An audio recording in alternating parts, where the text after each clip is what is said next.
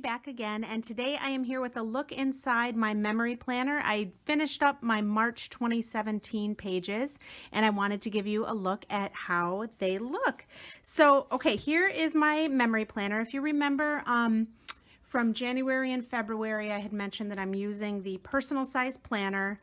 This year, it's just so much more manageable for me. I do not feel overwhelmed with this size at all, which is awesome.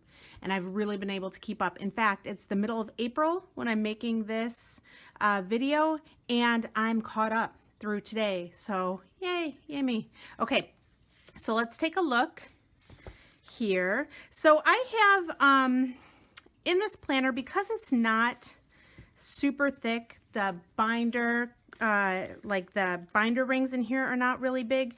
I don't have enough room to keep my entire year in this binder all year.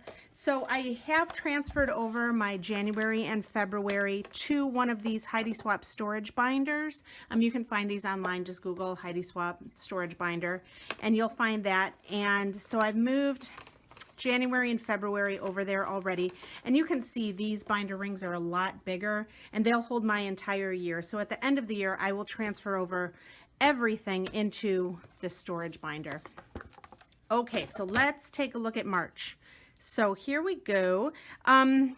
Just really simple. I have this cover page that is just right on top here, and my divider, my March divider, and just like I did in the past 2 months, with this memory planner setup, you can see that Heidi's included in here the month and then a priorities, a to-do list. So I have listed some of my priorities here, and actually most of these have migrated from the past months because I still haven't gotten around to them, which is fine, but I did get 2 things done in here, and I just wrote a little note about the things that I finished and how I feel about finishing them. As we move on, you can see at the end of the month, I like to go back and kind of write down a few things that have happened, a few thoughts about the month, maybe what I'm feeling at the time. This has got a space here for feeling grateful and a focus section. And these are just kind of the prompts that I have used to fill out these sections. Still, we've got some photos that I took. These were just random photos that I liked that I didn't have any other room for because the pages are so small in my memory planner.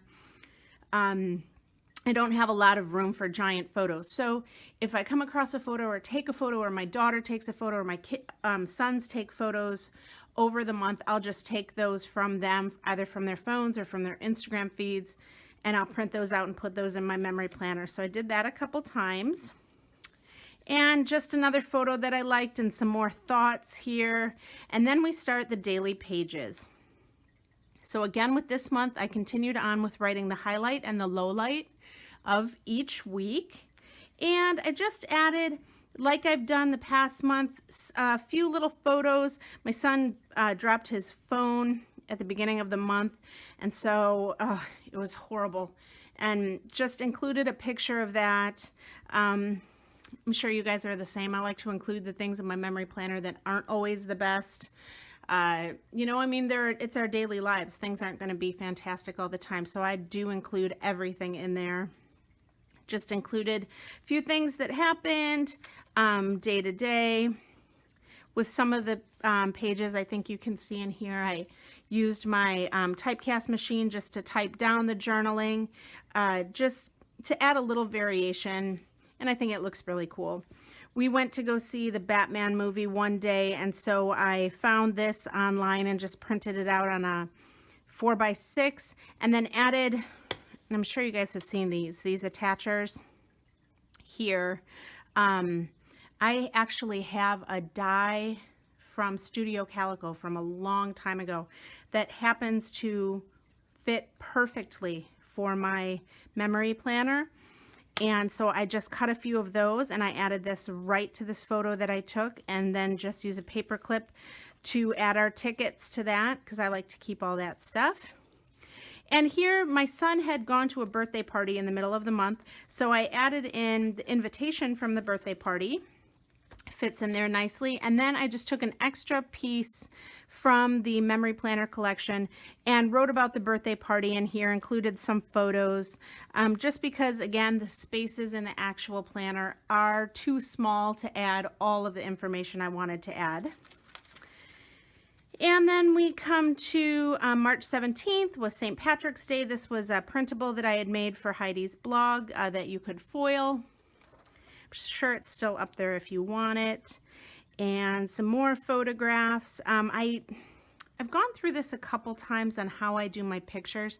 I use an app called PicStitch that gives you a ton of different layouts that you can add photos to and then print right from your phone. And I print using a Canon selfie printer. So I'm able to get my photos to fit really nicely right into these small little pages. And here I added a picture. This is just an extra picture. Again, it was a little bigger than would fit right into my planner. So I just punched those holes and added that there. And we went to eat at a new restaurant in town. So I took one of their business cards and just added that in there. And a few more days. Now you'll see here, the 16th, there was not a whole lot going on, so I just added a sticker right in there just to do a little decoration so there wasn't this gaping white space in my week. And I added in here a thank you card that I received from one of my daughter's friends for a birthday gift we'd given her. And our very first nice day of the spring, it was 75 degrees. It was so awesome. And so I had taken this on Snapchat. You know, the Snapchat filters, you can go through them and it'll tell you your temperature where you are right there. I thought that was perfect. So I didn't even have to edit that. I could just take the photo, print that right out. And a few more pictures. It was my husband's birthday, so I just added these in here. And my daughter got some new glasses, so using an extra photo protector page, I just put that right in there. Added a couple of those. And a ticket for Blue Man Group. My daughter had gone with her chorus to see Blue Man Group, so I put in her ticket. And again, just the days are so easy. I'm not writing tons of journaling. I'm kind of just doing, it's like a to-do list after the fact. Just everything that we did in that day, at least the important things. I mean, I didn't put in there like, did the laundry today, I did this, unless it was like a crazy amount of laundry, and then I would add it in there and just say it was a crazy amount of laundry. But just really the basics, and I'm loving that I can keep up with this. A few more extra photos from the end of the month, and that's it. So you can see really how this is not too overwhelming. If all I have to do in one day is add, you know, a few little words, maybe type something up and add a sticker, I can totally do that, and it's awesome. I love that I am still caught up. I'm already working here through April. You can see I'm all caught up on there, and we'll be going through that next month. But for now, this is good. I'm getting a little bit, it's getting a little bit thick here. I may go ahead and add March over to my storage binder right now. But that is it. Thanks so much for taking a